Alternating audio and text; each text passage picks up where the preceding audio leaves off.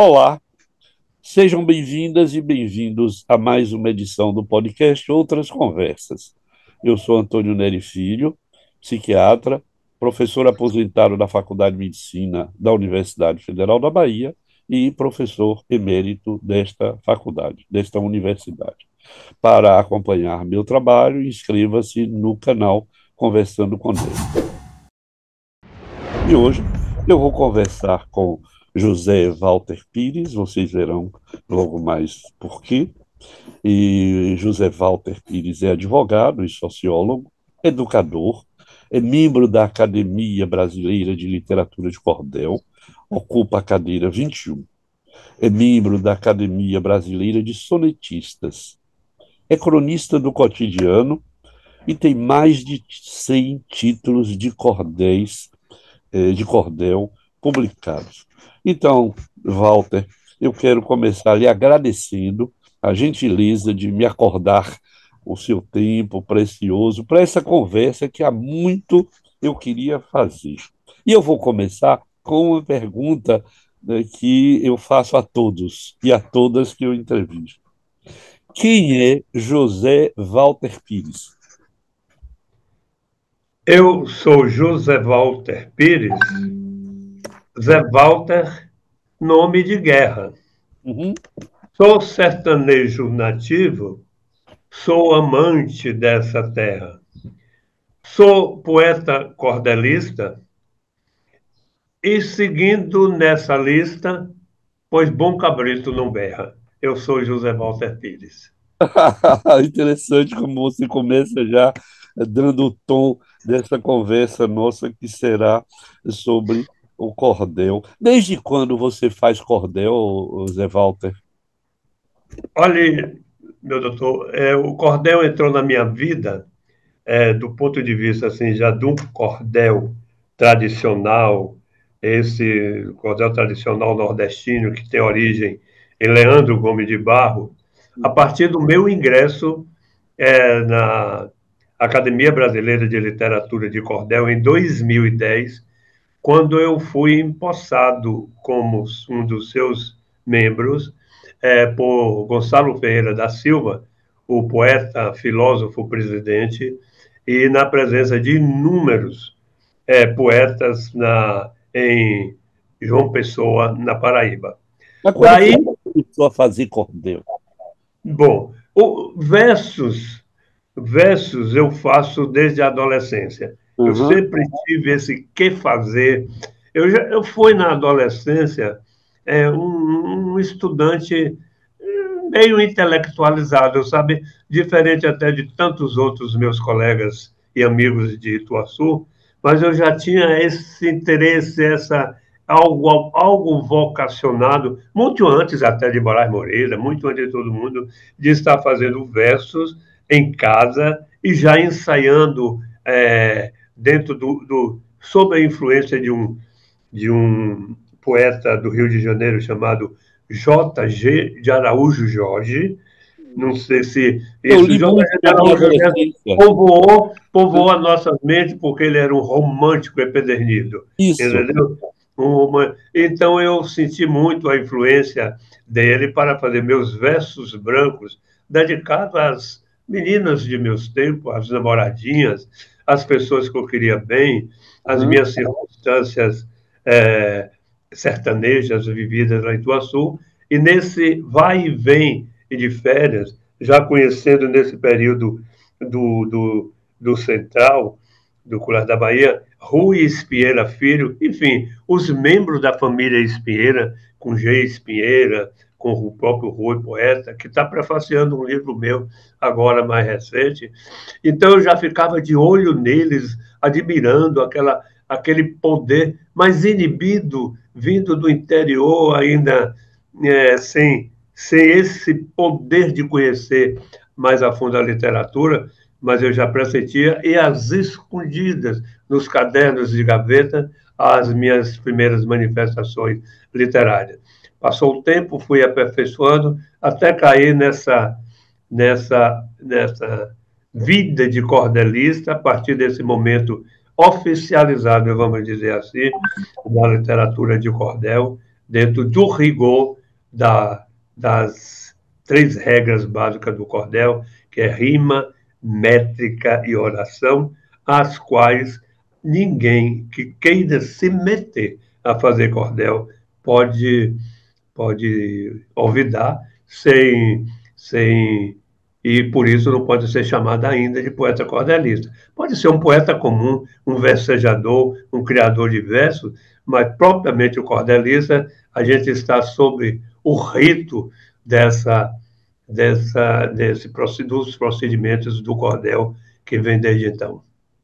Ô Zé Walter, você mencionou Moraes Moreira. Você é irmão de Moraes Moreira? Como é? Eu sou irmão. Isso. Sou irmão de Moraes Moreira.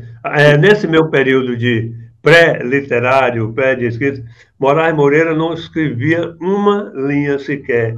Ainda adolescente em Tuaçu, ele aos 13, 14, 15 anos. Pelo contrário, eu até sofria ao tempo, ao tempo, bullying, porque eles gozavam e me chamavam assim, vai-te, poeta, como querem dizer, porque eu já declamava, já levava à mesa e onde meu pai estava sentado, e se vai e descia, e de ver o filho dele já votado, e ele convidava outras pessoas que gostavam de arte para me conhecer e me apresentar na vendinha ao lado da venda.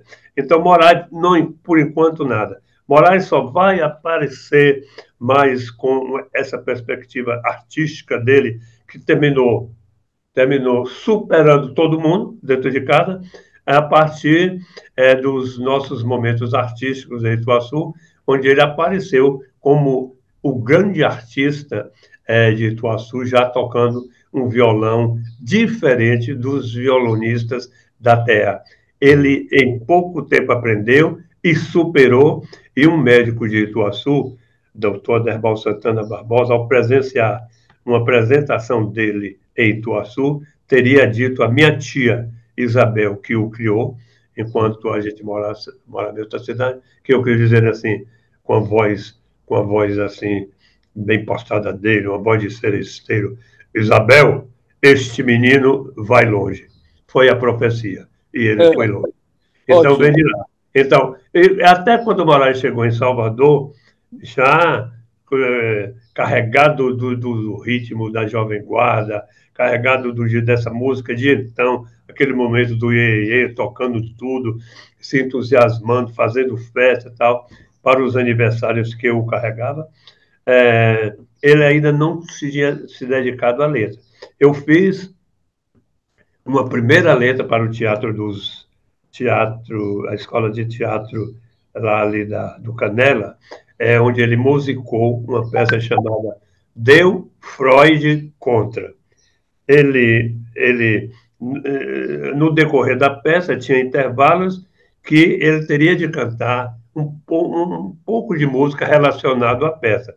E ele me trouxe esse encargo a pedido lá dos artistas da escola de teatro, nomes famosos no nosso tempo, nós sabemos disso, né? Esse encargo de fazer alguns versos para ele musicar. E daqui, lá, batucando, sem regra, sem nada, eu terminei compondo essas 10 estrofes que ele introduziu na peça e cantou com sucesso na escola de teatro. Primeira aparição pública de Moraes Moreira em 1968, em Salvador, na escola de teatro, por essas mãos de irmão. Ô Zé Foi um Walter, eu quero aqui não só homenagear Moraes Moreira, como eu acho que nós estamos fazendo história. Isso que você acaba de contar é uma história importantíssima para a musicologia baiana, para a história da música baiana. Mas eu queria voltar ao cordel. Eu queria lhe perguntar o seguinte: para você, o cordelista é um poeta especial? E qual a importância do cordel? Duas questões. O cordelista é especial e qual a importância do cordel? Olhe, o cordelista é um poeta, o cordelista, meu doutor, é um poeta inspirado, vamos dizer assim. É um poeta que cria com a alma, cria com a afetividade. Porque Ele os outros conta, poetas não criam com afetividade nem com a alma? hein? Os outros poetas não criam com afetividade com a alma? Não, os outros poetas, os chamados canônicos, vamos dizer assim, não cordelistas, claro que ele tem também esse predicado, são de criar com a alma, criar com a afetividade, de serem, de serem líricos, sobretudo. O cordel tem de possuir, tem de possuir lirismo, entendeu, doutor? Porque senão ele não é verdadeiramente um cordel. Olha para o senhor ver aqui. Sina do cordelista. Cordelista é um profeta que caminha pelo mundo, mas não é um vagabundo. Sim, valoroso poeta. Do cordel é um esteta que demonstra o seu valor com seu verso encantador, repleto de poesia, a mais sublime magia do que faz com muito humor. Jamais carrega a tristeza, pois não é do seu feitio ser um poeta sombrio, mas mostrar sua nobreza ao sentar-se numa mesa, como agora, em qualquer ocasião, sem rasgo de erudição, porém com simplicidade, ao mostrar que qualidade enriquece a criação. Cordelista é mensageiro da paz, do amor, da alegria, que se nutre dia a dia por ser vate alvissareiro, importante passageiro que viaja pela vida, pela glória pretendida com muita sabedoria, ao cumprir a liturgia como sempre concebida. São meus versos recentes, numa definição, numa conceituação do que é ser um poeta cordelista. Nessas três estrofes em décimas, que é uma vertente do cordel. Tá certo? Então, eu defini para o senhor e para esse momento nosso aqui a minha concepção do que é ser um poeta cordelista. Por sorte minha, eu tinha aqui no meu celular ao lado, que vai ser o meu instrumento de apoio para os nossos momentos aqui. Ok. Mas, Walter, eu tenho uma impressão, por impressão, e por isso eu vou lhe colocar essa pergunta para você me dizer se eu estou certo ou estou errado. Às vezes eu tenho a impressão que as pessoas consideram o cordel uma poesia menor. Esse, doutor, foi o grande preconceito, foi a grande barreira que o cordel enfrentou ao longo da sua vida. Os poetas eruditos aí do final do século XIX no Brasil e esse contexto da literatura que surgia no instante aí já pré-Academia Brasileira de Letras, já com os grandes escritores, sempre tiveram esse momento de entender que o cordel, por ser como definição, cultura popular, entender ao pé da letra de popular como do povo sem cultura, daquele povo menos letrado, daquele povo que não ia à escola, que não tinha escola realmente no final do século XIX para todo mundo frequentar.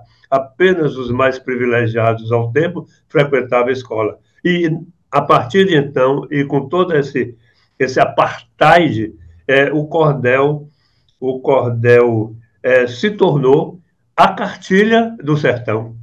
Então, muita gente aprendeu a ler, aprendeu a escrever com as leituras dos famosos cordéis, os primeiros cordéis, aí, os chamados cordéis encantados, onde os príncipes, as princesas, as fadas, as bruxas eram cantadas por esses poetas e declamados, né, nos terreiros das fazendas, da vida rural do Brasil, e quando ele carregava as suas malas, levando esses livretos, ainda com a publicação rústica, em papel ruim, mas produzido de alguma forma, e liam em verdadeiros serões poéticos, e todo mundo gostava, adquiriu esses cordéis, e a partir de então começavam a ler e escrever.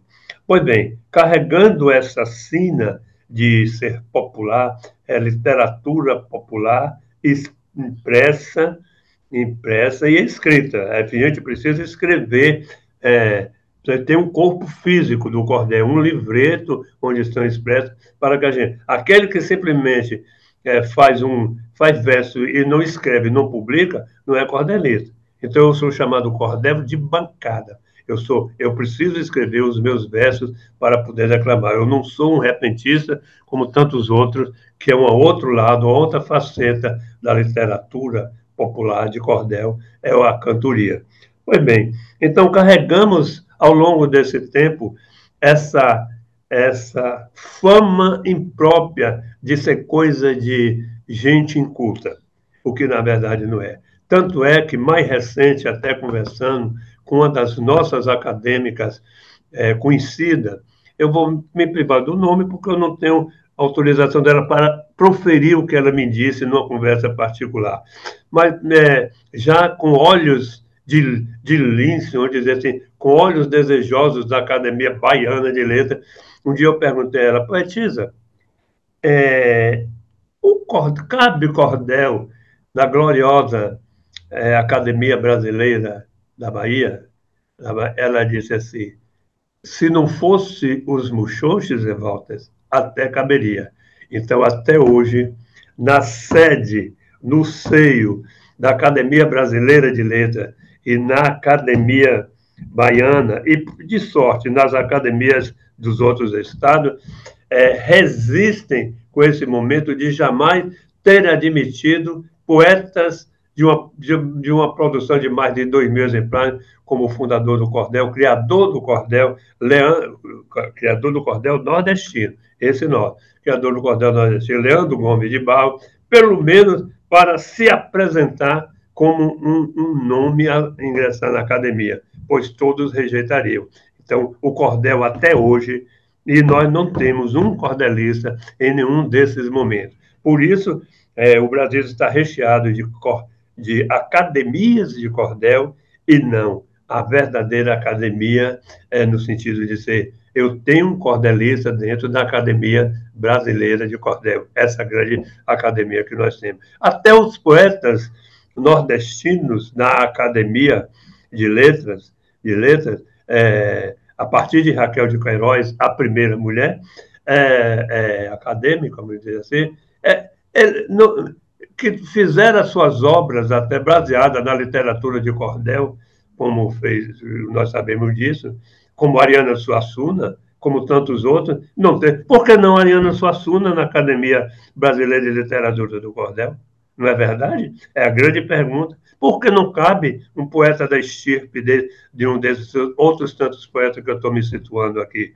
Então, é por isso. O cordel continua massacrado, entre aspas, vamos dizer assim, porque teve alguma coisa aí que beneficiou o cordel, como o tombamento como patrimônio da humanidade pelo IFAM, no Rio de Janeiro, há uns 2, 3 anos atrás.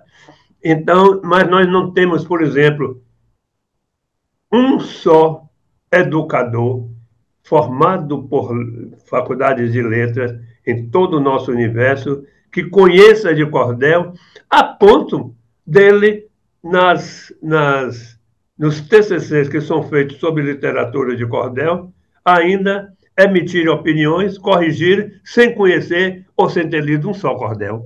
Como é que pode? Como é que a gente pode...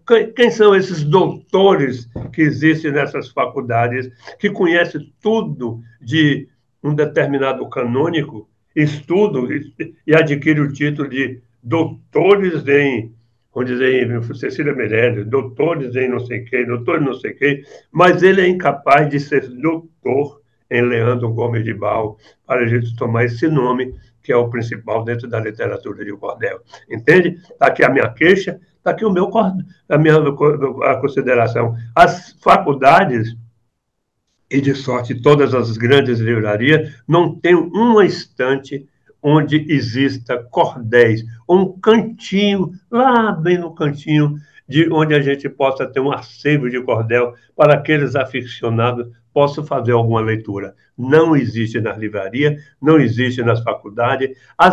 Eu estou saindo de 2 oficinas de cordel em uma cidade aqui perto, inclusive Ituaçu, onde eu semeei, metaforicamente, eu semeei cordéis, eu levei inúmeros cordéis entre os meus e de meus amigos que me mandam, eu peguei, gente, nada se produz sem uma boa semente. Portanto, vamos semear cordel. E joguei no chão, joguei para cima livretos de cordel e mandei que os presentes pegassem um cordel para eles sentir a tessitura, para eles sentir um verso, para que eles pegassem e para que eu pudesse falar de cordel a partir desse momento de encontro, vamos dizer, literal com o cordel, pegando no cordel, sentindo o cordel. Então, meu amigo, em linhas gerais, e naturalmente nesse nosso momento aqui, essa é a verdade que enfrentamos. Nós temos ainda uma apartheid de polícia não permitir, por exemplo, que os grandes cordelistas do Rio e de São Paulo vendam cordéis na Avenida Paulista, sem pagar imposto. Imagine, é um livreto que custa agora que o preço subiu, passou a R$ 4 um livreto de cordel, mas eu tenho aqui a R$ 3, uma produção que eu considero de boa qualidade, de bom nível, e a gente não encontra. Ninguém aqui em Brumado compra um cordel, mas gostam de ganhar. Então, todos, eu vou lá pegar um livrinho daqueles que você escreve, ou então se refere a mim dizendo, Zé Walter, rapaz, aquele que escreve aqueles, sabe, aqueles folhetinhos que é produzido, que chama cordel, é ele. Ou então dizem assim, quando me apresento em algum lugar, Zé Walter, ele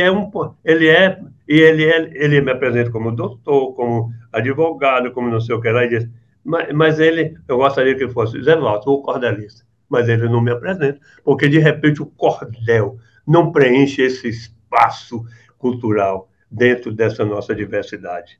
Entendeu, meu amigo? Walter, e onde estão os cordelistas? Como é? Onde estão os cordelistas? Onde estão? Onde estão? Eu conheço, eu tenho aqui na minha lista de poetas cordelistas, estão hoje situados mais, basicamente, além do Nordeste, particularmente nos estados do Ceará, da Paraíba, da Paraíba, do Rio Grande do Norte, de Sergipe.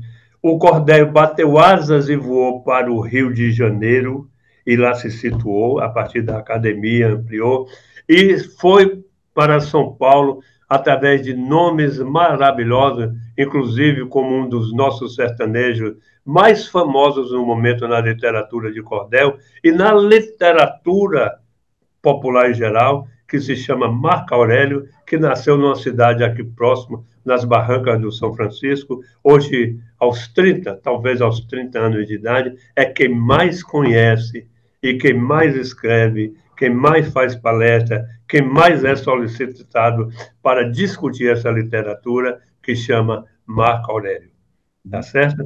Então, ele é meu amigo pessoal, eu conquistei essa amizade, ele já me levou à terra dele, Santana dos Brejos, lá no São Francisco, para que eu participasse de uma oficina, me encontro com ele nas Bienais de São Paulo, nas Bienais do Ceará, nas Bienais do Rio de Janeiro, e com outros tantos cordelistas, como de Deus Salles, Moreira de Acopiara, Tasso de poeta, são tantos os nomes, os irmãos paraibanos, Ariebaldo Mato e Clédson Viana, os irmãos Viana, na Paraíba.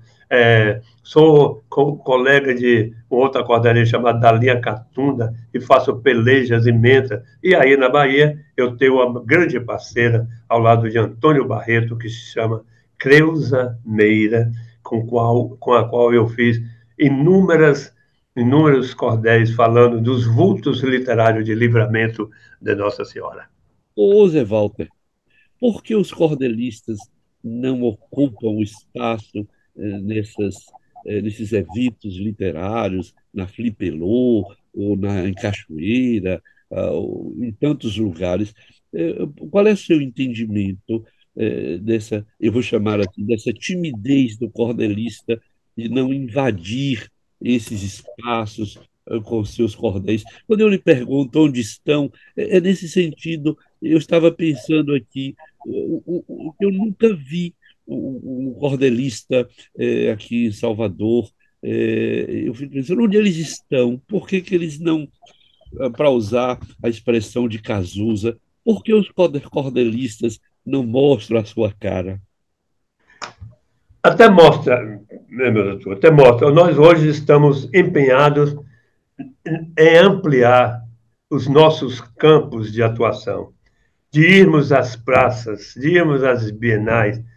Mas como, por exemplo, quando eu sou convidado para uma feira literária como a Fligê, aqui na Chapada Diamantina, é, para falar sobre o cordel, ou que eu vou com minha mala cansada de guerra, carregada de livreto, que fico até em casa no minivan, eita, já vai Zé Balto carregando na bagagem uma mala dos livretos dele. E espalho meus cordéis quando não tenho espaço próprio pelos passeios das ruas, e as pessoas passam, olham de longe e eu fico esgalando. O cordel, vamos ler cordel, o cordel é isso, o cordel é aquilo, entendeu? Mas nós temos ido. Nós temos valorosos soldados, nós temos valorosos poetas que não se cansaram ainda dessa busca pela garantia, sobretudo a garantia oficial, que o Estado até promete agora com essas plataformas literárias de levar essa cultura popular a todos os rincões do sertão. E, naturalmente, eles não podem pensar em cultura popular sem inserir o cordel. Mas é timidamente. É preciso que, ao lado dos poetas e dos escritores outros, seja dado o cordel a grande oportunidade que todos nós precisamos de nos defender pelo próprio nome, nos defender pela qualidade poética, pelo conhecimento literário que adquirimos, de muito estudo. Eu estou aqui nessa sala, e se pudesse você ter uma visão, recheada de teorias, de livros, de estudo, entendeu? Onde a gente busca contar sílabas, aprender e estudar, porque o cordel, para quem pensa rapidamente que é um livrinho qualquer, não é. É um cordel, é uma literatura muito difícil de fazer. Ela é, ela é criteriosa. É, numa palavra nordestina, o cordel é tinhoso. Se você não tiver jeito de fazer cordel, não se meta a fazer cordel, porque você vai quebrar a cara e, mais propriamente, quebrar o pé, que é quando o seu verso não tem 7 sílabas poéticas. Entendeu?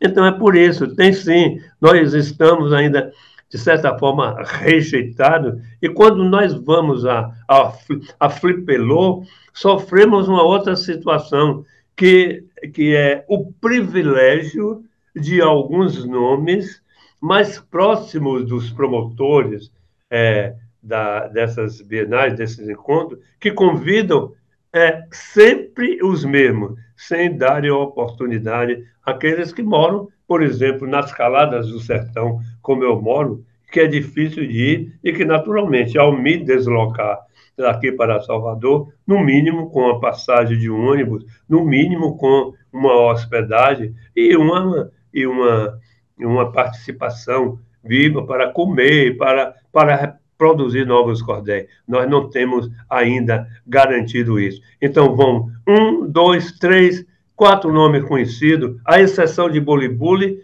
que cabe Bolibuli, Antônio Barreto e alguns outros, que cabem em todos os lugares. Eu sou amigo de Bolibuli, só você vendo, e a gente discute isso que eu estou discutindo aqui. E Bolibuli, para que ele sobreviva do que ele produz, ele é cantador, cordelista, embolador, pandeirista,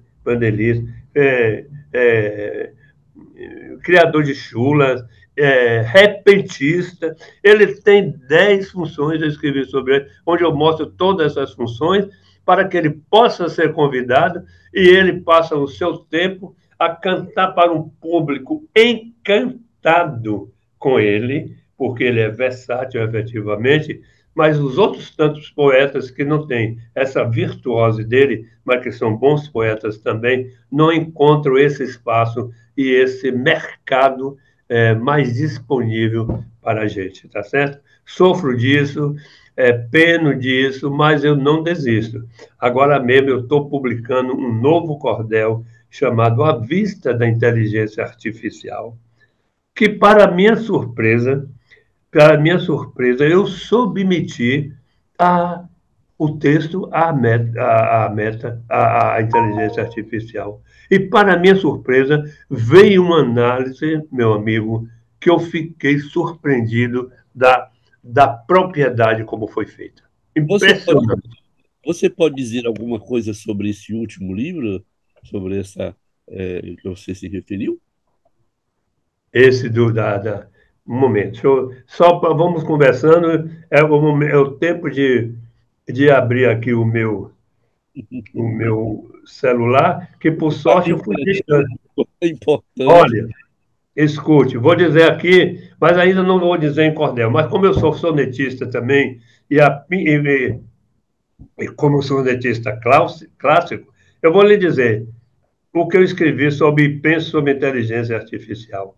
É plausível dizer que o tempo passa de um jeito que ninguém se dá mais conta, pois tudo muda, célere, em devassa do futuro que o mundo novo aponta. Uma pressa cruenta que ultrapassa o piscar de olhos fitos, que desmonta a esperança ao vislumbre da ameaça que se anuncia rude, fria, tonta. Tudo haverá de ser moderno, novo, e do passado nada será útil à plena convivência para o povo. Assim caminhará o ser humano cambaleante numa vida fútil, como antevejo e aviso sem engano. Muito bom. Deixa eu... Então, meu amigo, se a gente não cuida de mostrar isso e entrar por essas temáticas científicas, por essa temática mais para que a gente, eu não canto mais, não faço mais o cordel tradicional, que é o cordel de gracejo, eu não falo mais de cangaço, eu não falo de Padre Cícero, mas já estudei, já li, já conheço tanto que enjoei desse cordel mais elementar do ponto de vista da temática, não é da confecção, não, porque existem bons cordéis nesse momento aí também. Mas eu não escrevo mais dentro dessa tipicamente nordestina. Eu sou um poeta deste vasto mundo, como disse Carlos Drummond de Andrade, entendeu? Eu quero voar, eu quero voar, quero sair por aí. Então, nesse meu novo livro, e nesse meu novo livro de cordel, que eu estarei lhe mandando logo, logo que eu edite, já está na editora aqui, que é Em Tempo de Inteligência Artificial, que é um cordel longo, eu teço uma consideração em versos de cordel sobre a inteligência artificial. O que quer dizer?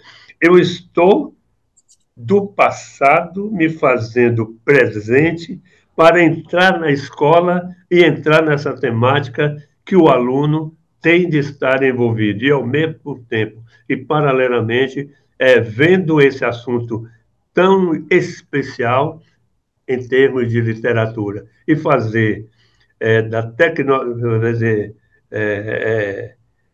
cordel da tecnologia, que é uma coisa, vamos dizer assim, sem sentimento, dura, que não está feita ao coração, é muito difícil. É possível que você tenha essa capacidade lúdica de transformar os seus versos na construção de um poema tecnológico, vamos dizer assim. Tá certo? Vou perguntar uma coisa, Walter, nesse sentido da educação. Como é que você vê a utilização do cordel na educação?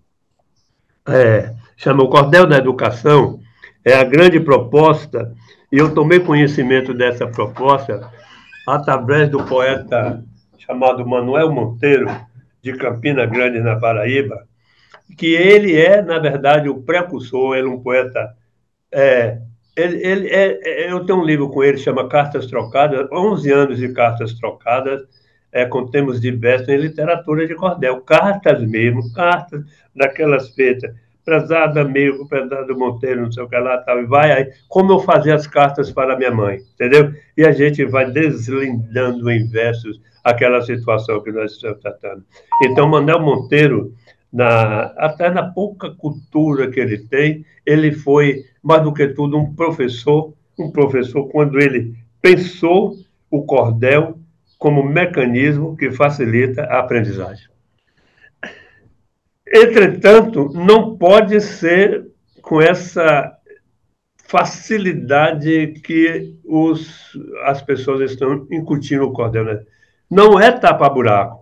Não é para dizer ao professor que está sem carga horária, para dizer, ô fulano, já que tu está sem fazer nada, então faz uma oficina de cordel. E aquele pobre professor que não teve vaga nas disciplinas curriculares, ele não tem nada para fazer, mas ele precisa ganhar alguma coisa, ele se mete a fazer, ou manda os alunos, vamos fazer uma oficina de cordel. O que é fazer cordel? Você faz os versos, e depois a gente vem aqui, você faz os versos, você me mostra, eu dou nota. Olha que vulgaridade. Cordel servir para dar nota, para que ele seja promovido sem nenhuma qualidade. Absurdo, é o que a gente vê, mas... Então, os professores e as escolas de hoje, muitas estão fazendo, e até levando cordelista para as escolas, para falar sobre cordel, mas sem esse conhecimento propício, sem esse conhecimento verdadeiro acerca do cordel. Mas é, sim, ferramenta para que você descubra ou motive o estudante a conhecer. Ora, então, quando eu me vou chamar agora, primeiro eu vou falar sobre inteligência artificial. E vou, né? Eu falei, e como é que eu vou falar dessa inteligência artificial com cordel? Aí eu posso estar fazendo um approach, né? Esse approach, né? Approach é um tema muito conhecido de quem vive nesse mundo científico, no seu caso mesmo, paralelamente, literatura de cordel e um tema científico dentro da sala de aula. Aí eu posso estar despertando, porque eu planejei esse objetivo. Como é que eu posso fazer cordel de inteligência emocional e que fruto esse cordel poderá dar ao estudante tão moderno que está à base do celular e à base de outros interesses que não isso que nós pensamos. Nós estamos caminhando para o final da nossa conversa. Eu lhe disse que passava muito rápido.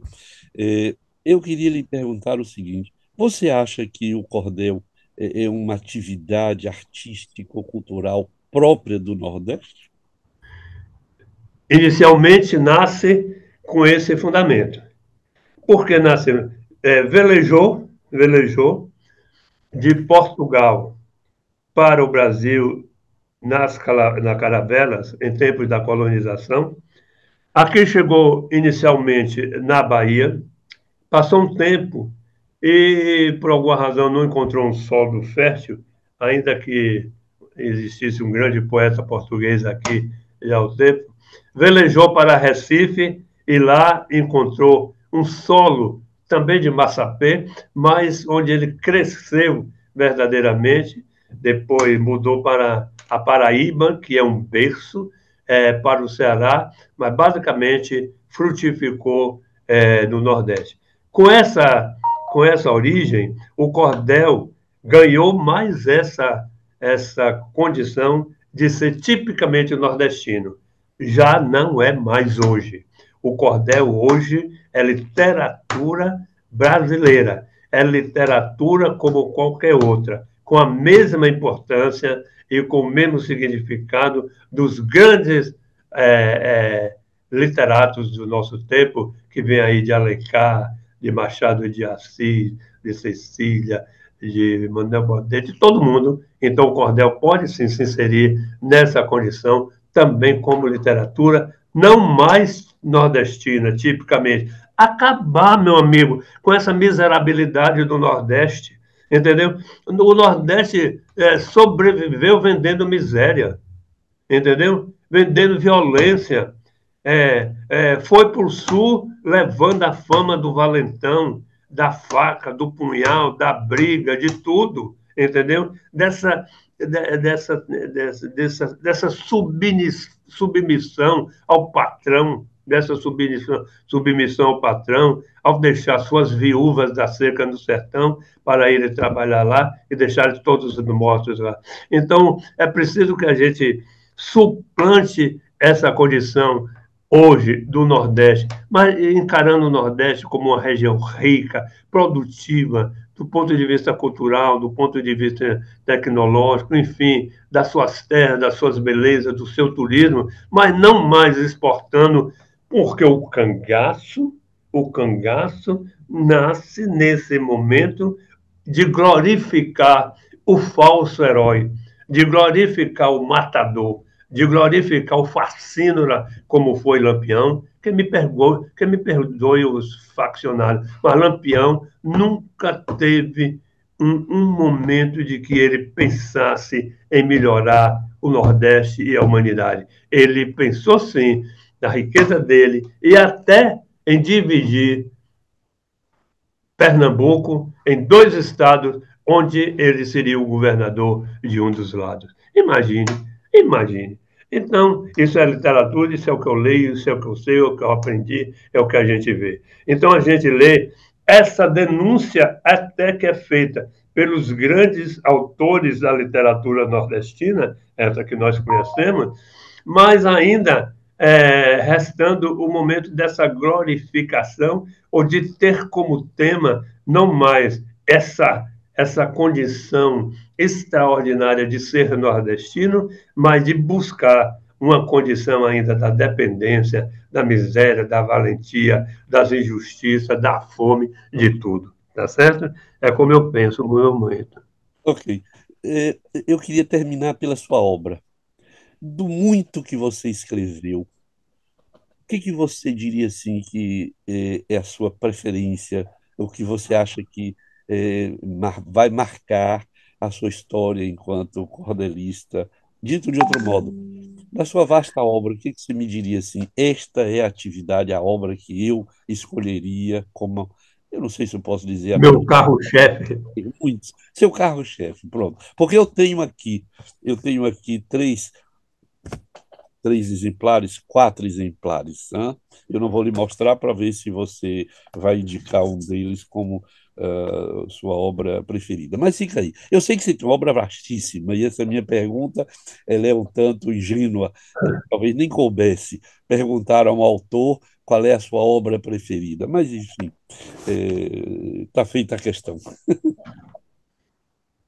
Olha, eu acho que eu já me dediquei à cultura sertaneja, à cultura regional, no sentido do engrandecimento dessa cultura, porque a verdadeira história da Bahia, com certeza, ainda não foi escrita como merecida.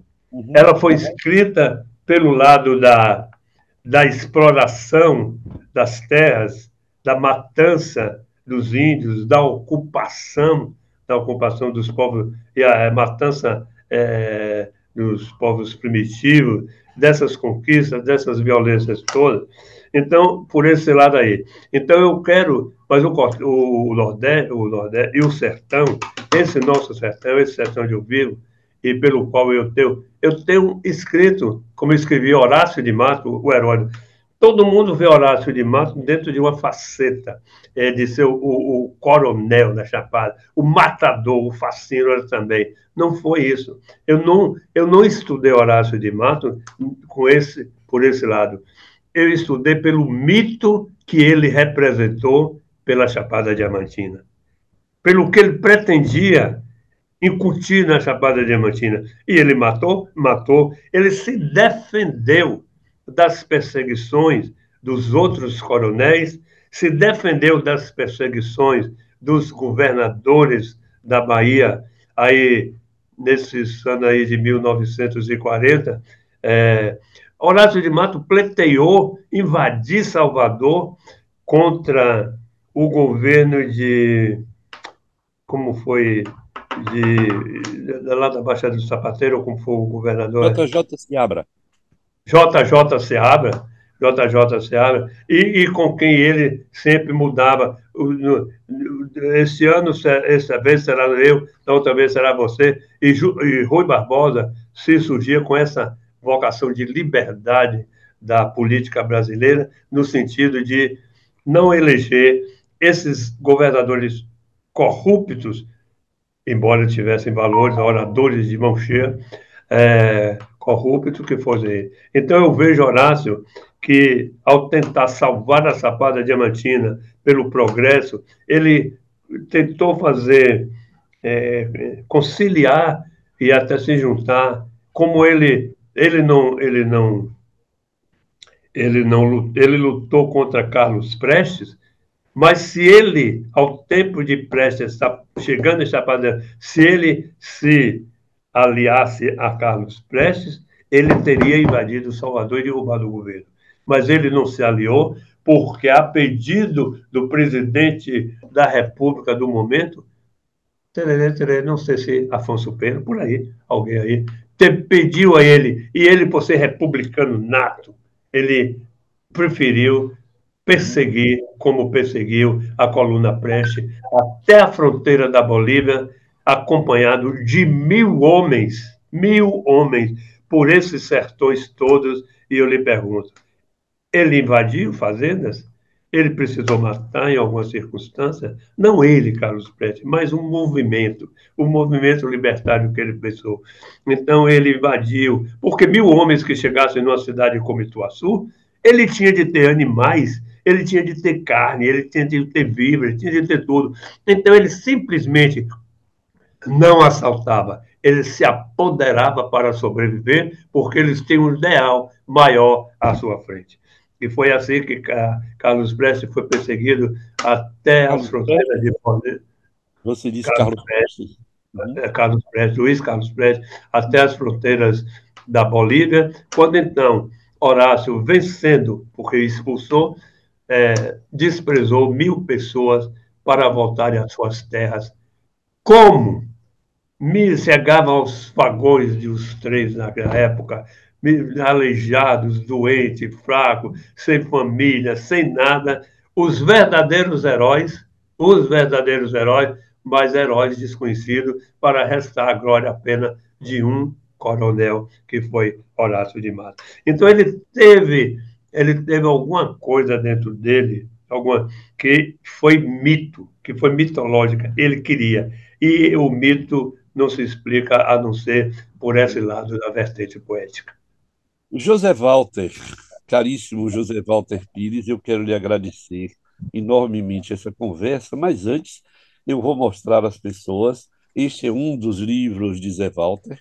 Isso eu trabalhei, sou médico monto, a minha literatura, ler e transformar isso em versos. Difícil isso aí. Eu acho que é interessante essa história do Dr. Jenkins, e que você transformou em versos. Um outro que eu tenho e que eu acho muito interessante é este, por isso que eu lhe digo, a história contada de Anésia Cauaçu, a primeira sertaneja virtuosa, antes de Maria Bonita, porque ela se juntou à família para reagir às perseguições dos coronéis da região, por ter matado um dos seus membros e sem nenhuma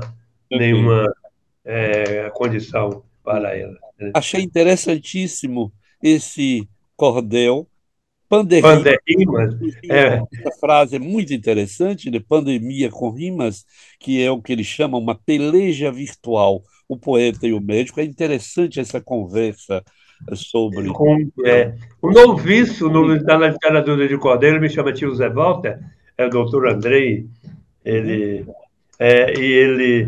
falou assim, tio Zé Walter, é fácil fazer cordel? Eu falei, depende, Andrei, se você seguir as regras, E ele aprendeu, e de repente ele me desafiou, ele como médico e trabalhando no hospital aí de Salvador, no tempo da pandemia, ele resolveu, e nós produzimos uma história que ele editou, nós editamos, mas era para ter levado às escolas. Essa pergunta, para Então, conhecer a pandemia do ponto de vista da explicação científica através de um médico e nesse encontro fabuloso com um poeta, entendeu? As duas vertentes. ok. Então, Zé Walter, para concluir nossa conversa, eu Que quero pena. lhe oferecer seus próprios versos. Você escreveu um cordel, um cordel biográfico sobre João Baldo Ribeiro, e você escreveu, eu só vou ler uma estrofe, a seguinte: Vou pedir aos orixás que protejam a Bahia, junto ao Senhor do Bonfim, nesse estado da alegria, que me dê inspiração para narrar com emoção a tragédia desse dia. 18 de julho, 14, lá no Rio de Janeiro, de embolia pulmonar, João Baldo Ribeiro despediu-se dessa vida, deixando a triste partida, chorando o Brasil inteiro. E para concluir, Itaparica famosa, o berço de nascimento, janeiro 41, 23, o assentamento, como traçado destino de ser aquele menino um poeta de talento. Então, obrigado em nome dos baianos Poxa, por seu bonito, né? Quem papel, é esse poeta?